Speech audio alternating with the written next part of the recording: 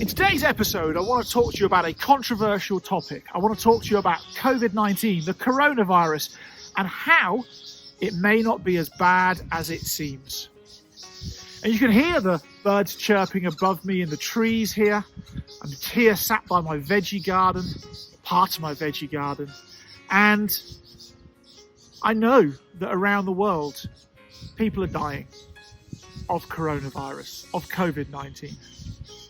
I know people who have died of this or with this.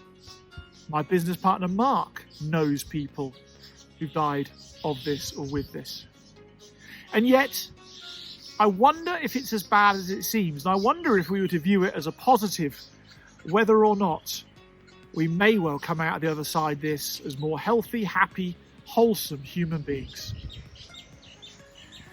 So in case you haven't met before, my name is Rob Yates, and I've been working at the cutting edge of the outdoor industry for the past 30 years. I've owned a number of businesses and led expeditions on every continent apart from Antarctica. I specialised over the past few years in training just over 3,500 outdoor coaches, guides and leaders across the world. And today I spend a lot of my time coaching and supporting and mentoring outdoor business owners to allow them to go and have a business that is REI proof, that is Amazon proof, that actually will produce them income by having the right structure and right strategy in their business. And so hasn't this been a devastating time? Hasn't it been a time that has shocked the world? This whole stay in place, lockdown, quarantine, whatever it's, or shelter in place, whatever it's called where you live, has really brought most of planet Earth to its knees. For a lot of us, that's been out of a government regulation. Certainly where I am now, I can only allowed to drive to the shop, drive to the hospital.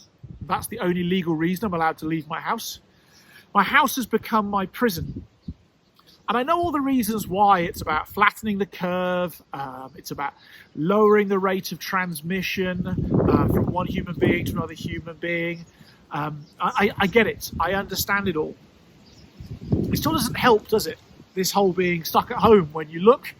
And certainly as I look out of my house with a view across the valley over here, I see the trees swaying and the hills on the other side of the valley. And I just want to go and put my hiking boots on and grab my backpack and get out in the hills. And I remember a few years ago in the UK, we had a foot and mouth outbreak in the UK, where the government closed the countryside for, I think, 3 months. You weren't allowed to go and walk on public footpaths, go into national forests, national trust areas, national parks. It was all closed down. And I remember feeling trapped by that, but I also remember what it felt like when I got to go back into the outdoors. And I'm here in Johannesburg, South Africa today, and as I look up, there's no vapor trails in the sky.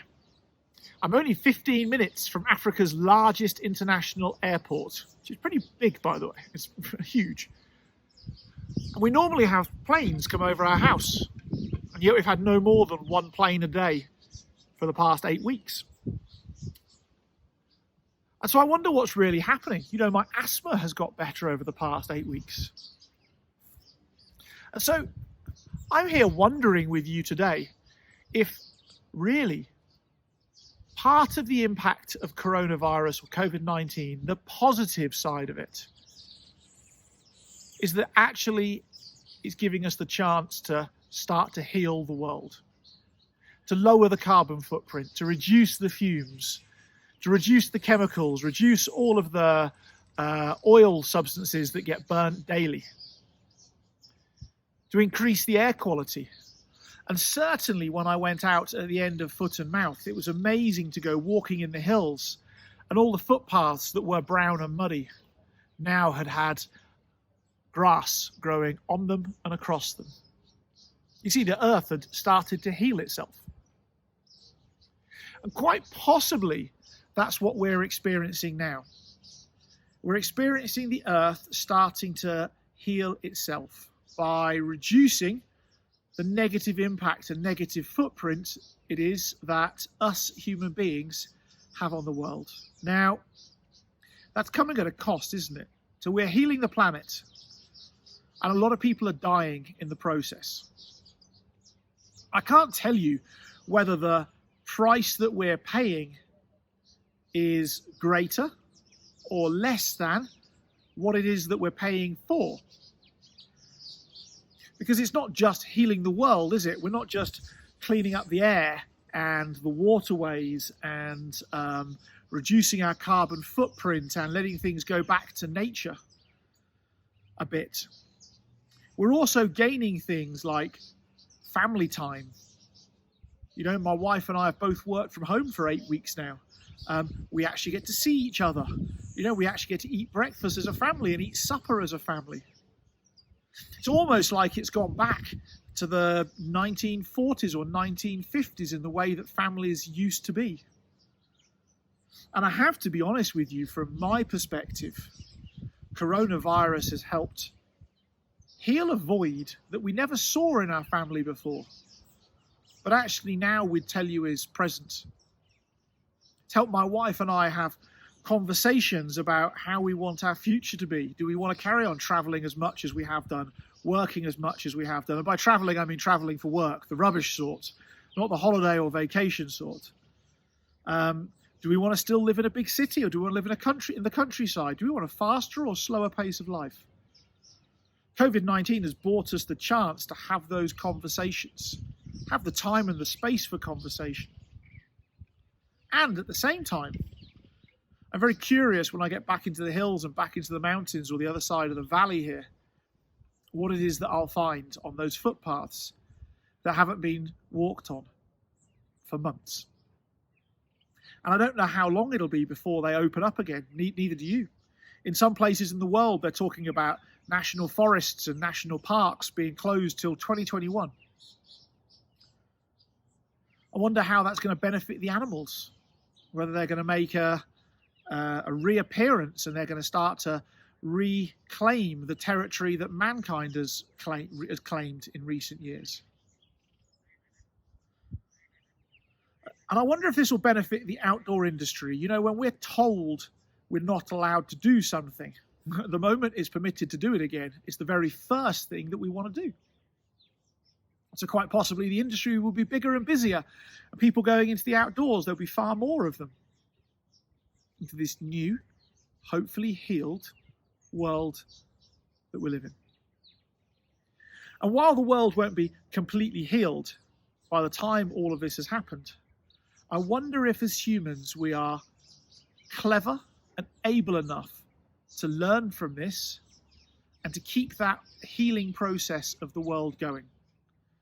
To work from home more, if that's what's permitted, to reduce our carbon footprint, to recycle more, to take our trash home better and educate other people to take their trash home better from the outdoors.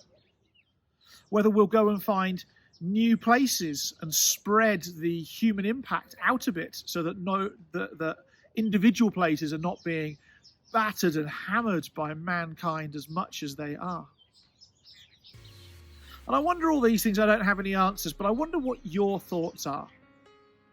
What do you believe the positive impact of COVID-19 and coronavirus is going to be?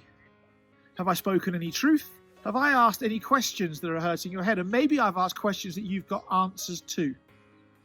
Maybe you're experiencing or thinking something similar. And whatever the case is for you, what I'd like you to go and do is go and put your comments below and let me know what it is that you're thinking. Am I miles away? Now, at this point in time, if you've lost somebody from coronavirus or COVID-19, somebody close to you, somebody dear to you, you sit in my prayers and in my heart, because I know just how hard that is. And I'm not saying that this potential healing of the world hasn't come at a massive human cost. And I'm not saying that that cost is too cheap or too expensive for what it is that the benefits may well be.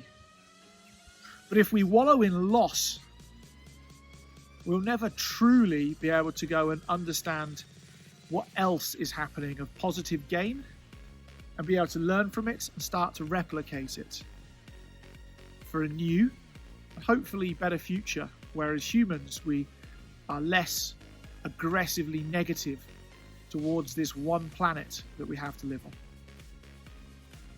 My name's Rob Yates, and I look forward to going on my first hike with you to tread on green, healed footpaths in beautiful countryside where animals have started to reclaim their territory.